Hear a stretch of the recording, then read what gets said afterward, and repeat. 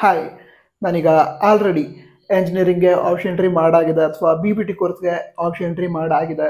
ಬೇರೆ ಕೋರ್ಸ್ಗಳಿದ್ದಾವೆ, ಈಗ ನರ್ಸಿಂಗ್ ಆಗಿರಬಹುದು, ಅದಂತರ ಮೆಡಿಕಲ್, ಡೆಂಟಲ್, ಆಯುಷ್ ಇವುಗಳನ್ನು ಹೇಗೆ ಆಪ್ಷನ್ ಎಂಟ್ರಿ ಲಿಸ್ಟ್ಗೆ ಆ್ಯಡ್ ಮಾಡ್ಕೊಳ್ಳೋದು ಅಂತ ಕೆಲವು ವಿದ್ಯಾರ್ಥಿಗಳು ಕೇಳ್ತಾ ಇದ್ದು. ಅಂದರೆ ಆಪ್ಷನ್ ಎಂಟ್ರಿ ಆಗೋಗಿದೆ, ಮತ್ತೆ ಹೇಗೆ ಮಾಡೋದು ಅಂತ. ಸಿಂಪಲ್. ಯಾವ ರೀತಿ ಅಂತ ಹೇಳಿದ್ರೆ, ಈಗ ಆಪ್ಷನ್ ಎಂಟ್ರಿಗೋಸ್ಕರ ಲಿಂಕ್ ಏನೇನು ಕೊಟ್ಟಿದ್ದಾರೆ ಅದಕ್ಕೆ ಲಾಗಿನ್ ಆಗ್ತೀರಾ. ಯಾವಾಗ ಅಂತ ಹೇಳಿದ್ರೆ, ಈಗ ನಿಮ್ಗೆ ಬೇಕಾದ ಕೋರ್ಸ್ ಏನಿದೆ, ಈಗ example nursing, okay, MBBS. So ಇವುಗಳ ಸೀಟ್ ಮ್ಯಾಟ್ರಿಕ್ಸ್ ಏನು ರಿಲೀಸ್ ಮಾಡ್ತಾರೆ. ಸೀಟ್ ಮ್ಯಾಟ್ರಿಕ್ಸ್ ರಿಲೀಸ್ ಮಾಡಿದ ನಂತರ ಲಾಗಿನ್ ಆಗ್ತೀರಾ. ಲಾಗಿನ್ ಆದ ನಂತರ ನೀವು ಆಲ್ರೆಡಿ ಏನು ಆಪ್ಷನ್ ಎಂಟ್ರಿ ಮಾಡಿದ್ರ ಅದು ನಿಮಗೆ ಸ್ಕ್ರೀನಲ್ಲಿ ತೋರಿಸ್ತಾ ಇರುತ್ತೆ. ಈಗ ಎಕ್ಸಾಂಪಲ್ ಇಂಜಿನಿಯರಿಂಗ್ ಆಪ್ಷನ್ ಎಂಟ್ರಿ ಮಾಡಿದ್ರೆ ನಿಮ್ಗೆ ಸ್ಕ್ರೀನಲ್ಲಿ ತೋರಿಸ್ತಾ ಇರುತ್ತೆ ಇದೆಲ್ಲ ಕಾಲೇಜ್ಗಳನ್ನು ಆ್ಯಡ್ ಮಾಡ್ಕೊಂಡಿದ್ದೀರಾ ಅಂತ.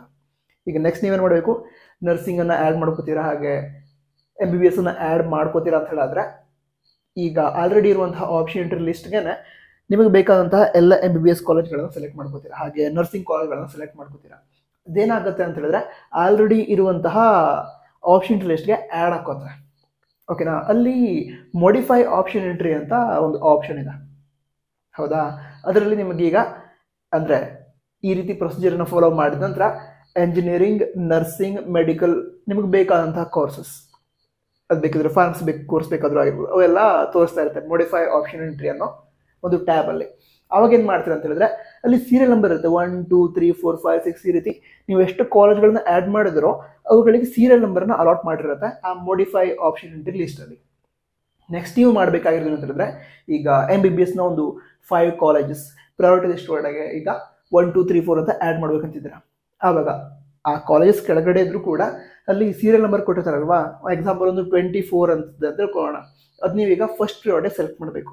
ಅದಕ್ಕೇನು ಮಾಡುತ್ತೆ ಅಂತ ಹೇಳಿದ್ರೆ, ಆ 24 ಅಂತ ಏನು ನಂಬರ್ ಬರೆದಿರುತ್ತೆ ಅದನ್ನು ಕ್ಲಿಕ್ ಮಾಡಿ ಅಲ್ಲಿ 1 ಅಂತ ಸೆಲೆಕ್ಟ್ ಮಾಡಿ ಅಲ್ಲಿ ಅಪ್ಡೇಟ್ ಅಂತ ಆಪ್ಷನ್ ಕಾಣುತ್ತೆ, ಅದನ್ನು ಕ್ಲಿಕ್ ಮಾಡಿ. ಆವಾಗ ಏನಾಗುತ್ತೆ ಅಂತ ಹೇಳಿದ್ರೆ, ನಿಮಗೆ ಬೇಕಾದಂತಹ ಕಾಲೇಜ್ ಫಸ್ಟ್ ಪ್ರಿಯಾರಿಟಿಯಾಗಿ ಸೆಲೆಕ್ಟ್ ಆಗುತ್ತೆ, ಅದು ಸೆಟ್ ಆಗುತ್ತೆ. ಅದಂದ್ರೆ ಇದೇ ರೀತಿ ಬೇರೆ ಬೇರೆ ಯಾವ್ಯಾವ ಕೋರ್ಸಸ್ ಬೇಕೋ ಅವುಗಳಿಗೆ ಸೂಟೇಬಲ್ ನಂಬರ್ಸ್, ನಿಮ್ಮ ಪ್ರಯಾರಿಟಿ ಪ್ರಕಾರ ಸೂಟೇಬಲ್ ನಂಬರ್ಸ್ ಏನಿರುತ್ತೆ, ಪ್ರಯಾರಿಟಿ ಆರ್ಡರ್ ಏನಿರುತ್ತೆ ಅದನ್ನು ಸೆಲೆಕ್ಟ್ ಮಾಡ್ತೀರಾ, ಅದನ್ನು ಅಪ್ಡೇಟ್ ಕೊಡ್ತೀರಾ. ಆವಾಗ ನಿಮ್ಮ ಆಪ್ಷನ್ ಎಂಟ್ರಿ ಲಿಸ್ಟ್ ಒಳಗಡೆ ಎಲ್ಲ ಕೋರ್ಸಸ್ಗಳು ಕೂಡ, ಅಂದರೆ ನಿಮಗೆ ಬೇಕಾದ ಎಲ್ಲ ಕೋರ್ಸಸ್ಗಳು ಕೂಡ ಪ್ರಯಾರಿಟಿ ಆರ್ಡರ್ಲಿ ಸೆಟ್ ಮಾಡ್ಕೊಳ್ಳೋದಕ್ಕೆ ಆಗುತ್ತೆ. ಅರ್ಥ ಆಯಿತು ಅನ್ಸುತ್ತೆ. ಮತ್ತೊಂದು ಎಕ್ಸಾಂಪಲ್ ಕೂಡ ಕೊಟ್ಬಿಟ್ಟಿಲ್ಲ. ಓಕೆ, ಎಕ್ಸಾಂಪಲ್ ಒಂದು ನರ್ಸಿಂಗ್ ಕಾಲೇಜಸನ್ನು ಆ್ಯಡ್ ಮಾಡ್ಕೊಂಡ್ಬಿಟ್ರಿ ನೀವೀಗ. ಆ ನರ್ಸಿಂಗ್ ಕಾಲೇಜ್ ಒಂದು 40th ಪ್ರಯಾರಿಟಿ, 40ನೇ ಪ್ರಯಾರಿಟಿಯಲ್ಲಿ ಇದೆ. ಈಗ ಅದು ನೀವೀಗ 5th ಪ್ರಯಾರಿಟಿ ಅಂತ ಸೆಲೆಕ್ಟ್ ಮಾಡ್ಬೇಕಂತಿದ್ದೀರಾ. ಆವಾಗ ಅಲ್ಲಿ 40 ಅಂತ ಬರ್ತಿರುತ್ತೆ, ಸೀರಿಯಲ್ ನಂಬರ್ 40 ಅಂತ ಇರುತ್ತೆ, ಆ ನರ್ಸಿಂಗ್ ಕಾಲೇಜ್ ಹೆಸರಿರುತ್ತೆ. ಆ 40 ಅಂತ ಏನಿರುತ್ತೆ ಅದನ್ನು ಕ್ಲಿಕ್ ಮಾಡ್ಬೇಕು ನೀವು. ಕ್ಲಿಕ್ ಮಾಡಿದ ನಂತರ ಅಲ್ಲಿ ಟೈಪ್ ಮಾಡೋದಕ್ಕೆ ಆಪ್ಷನ್ ಕಾಣುತ್ತೆ, ಅಲ್ಲೇನು ಮಾಡ್ತೀರಾ, 5th ಪ್ರಯಾರಿಟಿ ಸೆಲೆಕ್ಟ್ ಮಾಡಬೇಕಾಗ 5 ಅಂತ ಟೈಪ್ ಮಾಡಿ ಅಪ್ಡೇಟ್ ಕೊಡ್ತೀರಾ. ಆವಾಗ ಆ ಕಾಲೇಜ್ 5th ಪ್ರಯಾರಿಟಿ ಆಗಿ ಸೆಲೆಕ್ಟ್ ಆಗುತ್ತೆ.